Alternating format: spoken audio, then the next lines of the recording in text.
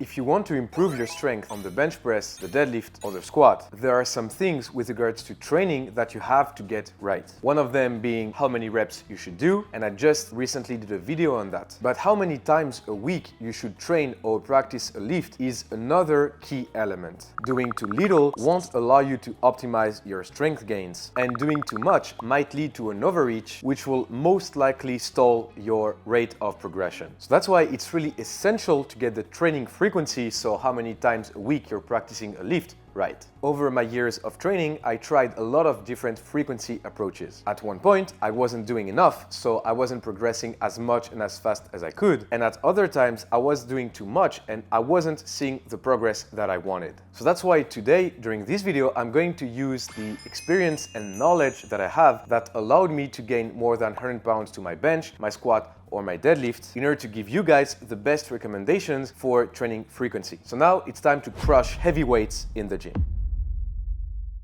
This video will be segmented for each lift because every lift has its own frequency. The first one will be the bench press, the second one will be the deadlift, and the last one will be the squat. You can find the time codes here, so if you want to rewatch a sequence or you want to skip one of the lifts and are interested maybe only by the squat, you can do that. Every time I'll go over the frequency recommendation and I'll also add a sample program at the end. The frequency aspect will be key for multiple reasons. One of the main aspects is that with better frequency, you can accumulate more volume. If you're benching once a week doing 3 sets and you add another day of bench when you're doing 2 more sets, that added frequency allows for more volume. More volume will be key for more hypertrophy on the muscles we're training. If we keep the bench example, we can improve the weekly volume on our chest, deltoids, and triceps just with added frequency. Another key aspect is that during the same training session, the more sets you do, the more diminishing returns you get. So instead of having one bench session every week where you're doing 10 sets, you can divide this volume throughout 3 different training sessions, increasing the frequency and at the same time having much more efficiency with your training. But a good frequency can also do different things. Yes, we train for strength, we want to build muscle mass as it will allow us to lift heavier weights. But there's actually another key factor, which is the specificity. In order to be stronger at benching, for example, practicing the movement will allow you to develop a specific skill for this exact motion. This will mostly occur through neurological adaptations, meaning your central nervous system will adapt towards the training you're doing. For example, you can get more efficient at recruiting more motor units for a movement and develop a more efficient neural pathway. This is why, for example, without adding 30 pounds of body weight, I was able to add more than 100 pounds or 50 kilos to my bench press. Here you can see me bench 120 kilos just before I started my strength training, and here you can see me bench 185 kilos without much body weight difference. And one of the reasons as to how you can get stronger without adding 30 pounds of body weight is that you get better neurological adaptations, which are key for max strength. So now that we've established how the added frequency will actually allow you to become stronger, we still need to discuss one point. All of those good aspects with the added frequency have to be balanced with the need of recovery. Training is about creating a stimulus, a push for your body to adapt. Whether it's your muscle fibers, whether it's your central nervous system, whether it's your joints, all of those elements need to adapt to training, but for that to happen, you need time. So it's really essential to have a good balance between good frequency that allows you to grow, but also having good recovery in order for all of those elements to occur. So that will be a key element to keep in mind when deciding for the frequency you're going to go for. So now that we've seen the theory, let's see in practice how it applies for each individual lift. Let's start with the bench press. The bench is definitely the lift that you can, and most importantly, have to practice the most in order to get stronger. And there are actually multiple reasons for that. Number one, the bench press mostly relies on upper body muscles, especially the chest, the deltoids, and the triceps. And those muscles actually have a very good recovery ability. Essentially, Essentially, what it means is that whenever you train within 28 to at most 48 hours, the muscle recovery is done. So if you wait, let's say 72 hours between two bench training sessions, you might be missing out on some gains. The other aspect that makes the bench press the easiest movement to recover from, it's from a central nervous system perspective, so CNS. It's a movement that's not really taxing much. I'm sure we've all experienced a couple of rough deadlift training sessions where you just hit a grinder and the next thing you want to do is go to bed and just watch Solo Leveling episode and just crash. But with the bench press, even if you grind out a couple of reps, usually after maybe 10-20 minutes, you're probably feeling okay. So again, the CNS demands from the bench are less than they are for the other lifts, which is why we can and we should practice the bench press more often every week. So now that we've seen why you can and you should do more bench, let's see exactly how many times you should bench press every week. In my opinion and from my experience, the sweet spot is between 3 and 4 bench training sessions. Just keep in mind something, right now I'm talking about the most optimized best training approach for strength gains. Now, if somebody asks me, hey, can I get stronger with 2 bench training sessions? Obviously you can. Now, will it be as optimized as it could? Probably not. So if that same person comes to me and asks me, hey, Pana, how many times every week should I bench press in order to be as strong as I possibly physically, humanly can be? Then I'll probably give them a program where they'll have either 3 or 4 bench press training sessions depending on their level. So if they're a beginner, it will probably be 3 training sessions. If they're more advanced, it will probably be 4 training sessions. Now, if you're a beginner right now and you just bench press once a week, I wouldn't recommend you immediately bump that up to 3 or even 4 times a week. The reason is pretty straightforward, pretty simple. Your body isn't ready for that. So the main fix for that is to progressively work towards that ceiling. So if you're benching once a week right now, just increase it to 2 bench press sessions a week for 3 to 4 weeks, and then slowly over time you can then reach the 3 times a week or even 4 times a week pattern for your bench training. Now that we've established that you should bench press between 3 and 4 sessions every week, let's see what you can do on each training session. During one previous video, I explained a 5-3-1 training approach you can follow over the course of the week. In order to do that, we use a principle called periodization. The idea is pretty straightforward. Every session has a goal that's attributed to it. So for example, you'll have a training session where the focus will be volume work, another training session where the focus will be more strength specific work, so heavy loads, lower reps, and maybe another day where you can focus on technique, for example. So what we can do is simply use this principle for this sample training program. And it can look like this. So day 1 will be the day where we're focusing on volume. So you're doing maybe sets of 5-6 reps with moderate intensity. Then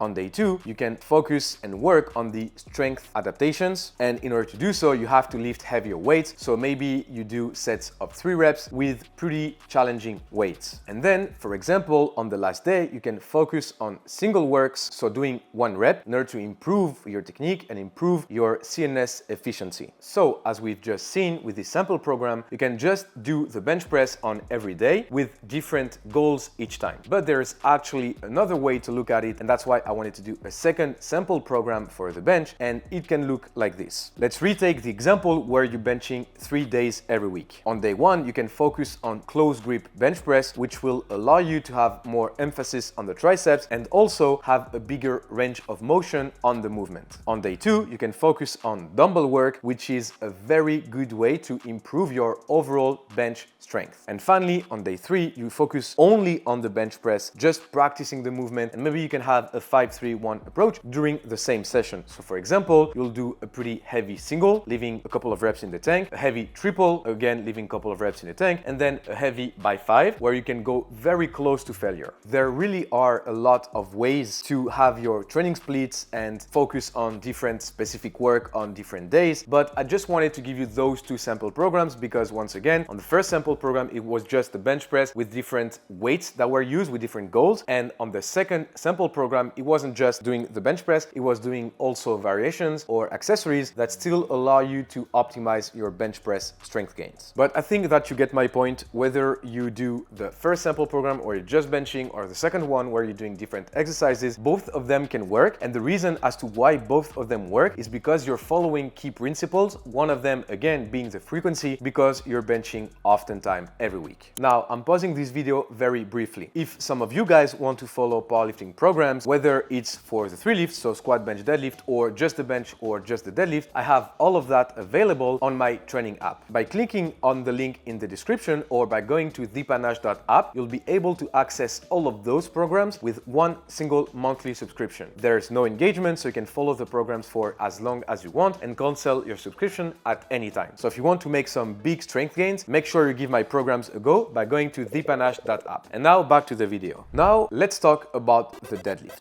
Contrary to the bench press, which is the movement that's the easiest to recover from, the deadlift is without a doubt the hardest movement to recover from. Almost every muscle of the body will be recruited during deadlifts, especially the posterior chain and the back muscles. So in terms of recovery, having to use all of your muscles will obviously slow things down. With the bench press, for example, you can definitely do 2 sessions within 24 hours, and it's actually what I'm doing for years now with good success, with good rate of progression, because I'm benching on Monday and then straight on Tuesday. So I don't have a rest day between those 2 sessions. But with deadlift, it's not the case. In between every single one of my deadlift training sessions, I have at least 48 to even 72 hours. Also, in terms of CNS, so central nervous system fatigue, the deadlift ranks much higher than the bench press. First and foremost, it's a far more complex movement to do than the bench press. And you usually have much more range of motion on the movement during a deadlift than you would during a bench press. Also, when you're strong on the bench,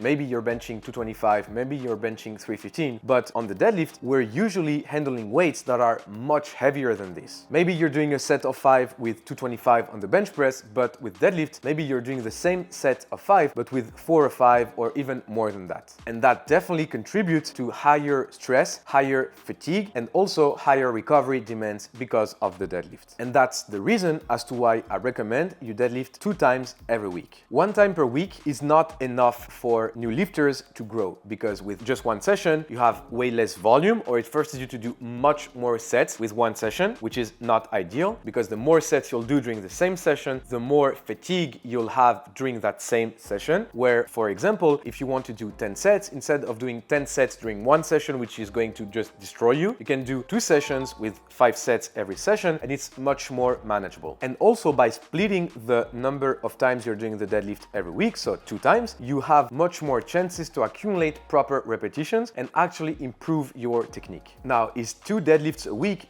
the upper limit? The reality is no. You can do more than 2 training sessions on the deadlift every week. But I think that the people who can do that and get stronger without the injury risk and all of that are really, really few, and especially not beginners. So, can you do more than 2 deadlift training sessions every week and get stronger? Yes, you can. Is it what I recommend for 90%, 95% of lifters? No. For 90 to 95% of lifters, I would recommend you stick to 2 deadlift training sessions. Now that we've established that the best recommendation for deadlift is twice a week, let's see what you can do with the sample program. So in my opinion, the best way to get really much stronger with the deadlift is to simply follow a periodization principle. So like I said, with the first sample program of the bench, you just have 1 day that will be dedicated to maybe volume or technique or even both, and then another day that will be dedicated to strength gains. So during the first training session, we're going to focus on more reps, so 5, 6 reps with moderate intensity and really accumulating reps, accumulating work, accumulating volume. And then on day 2, like I said, more strength specific work. In order to improve your strength adaptations, what you want to do is you want to lift heavier weights while still always leaving some reps left in the tank. And for that, the triple, so doing sets of 3, is a very good tool that I recommend. So you can choose weights from approximately 85% of your 1RM and do sets of 3 with that. So again, ideally, in order to have those strength adaptations, you want to lift heavy weights, leaving some reps in the tank, and slowly over the course of 1 week, 2 weeks, 3 weeks, you want to add weight to those sets. And after following this sample program for maybe 4 weeks, 5 weeks, 6 weeks, you can then try a new PR, and I'm sure with this approach, so volume and then strength work, you'll get much stronger. Finally, let's talk about the squat.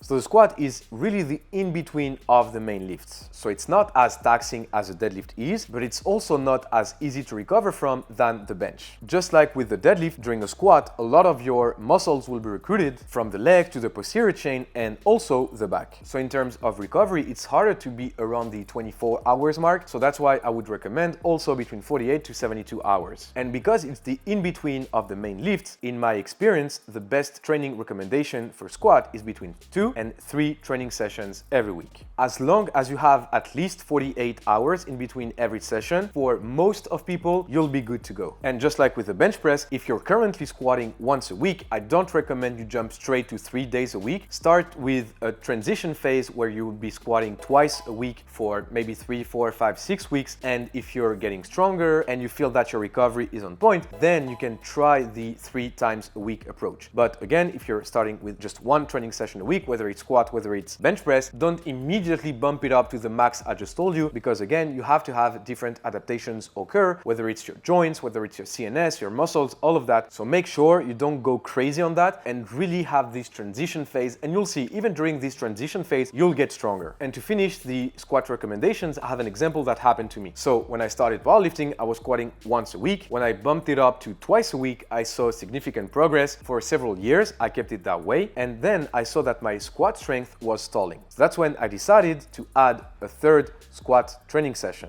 And when I made the switch from squatting twice a week to 3 times per week, I saw some really good improvements to my squat. So if some of you guys are squatting twice a week for several months or years now, you can definitely try the 3 times a week approach, and I'm sure you'll get much stronger. Now that we've established you should squat twice or 3 times per week, let's see together the sample program. Just like with the bench or the deadlift, you should have a periodization training approach even on your squat training. So again, remember having different goals on different days, and because of those different goals, you'll do different things. So maybe have more reps or fewer reps, or maybe have more weight or less weight on the bar. Again, it's all depending on those goals. So again, if you want to accumulate volume, if you want to drive muscle growth, what you want to be doing is you want to be doing reps with higher sets. So maybe sets of 5 or 6 reps. And because you're doing higher reps, you don't want to go crazy high with intensity. So that's why I recommend moderate intensity on those more volume days, because you're doing more reps, more sets. So if you also do very heavy, you'll be crushed and you have no chance to recover from that training session. And if you don't recover properly, you can't make strength gains. So on that first day, that's where you're going to do that volume accumulative work. Then on day 2, what I really like to do is have some high bar training. So just like with the bench press, where on the sample 2 program, I told you that having different exercises can be really interesting. I think it's definitely the case on squats. There are 2 exercises that I really like, which are the pause squat, but also the high bar squat. So if you're doing powerlifting, chances are you're doing the low bar squat, which is the style of squat I recommend to almost everybody, because 90-95% of lifters will be stronger with the low bar style. But it doesn't mean the high bar isn't important. And actually, the high bar is very interesting and very effective in my opinion. So if you want a more in-depth details on why you should do the high bar squat, definitely let me know in the comments. But for now, I'll just focus on a couple of things. So with the high bar, you have more focus on your quads, you have more focus on your spinal erectors. And overall, I think it's a very good movement to just learn proper squatting pattern. On day 2, I suggest you keep the volume approach for high bar squats. And for that, you can actually do a bit more reps than day 1. So maybe sets between 6 and 8 reps with still a moderate intensity. And finally, we're on the last day of the training week. Again, just like with the bench, just like with the deadlift, you want to have a strength specific day. Remember, strength specific means higher weights, lower reps, and also always leaving some room in the tank in order to have that progressive overload where you want to add weight to the bar every week or every 2 weeks.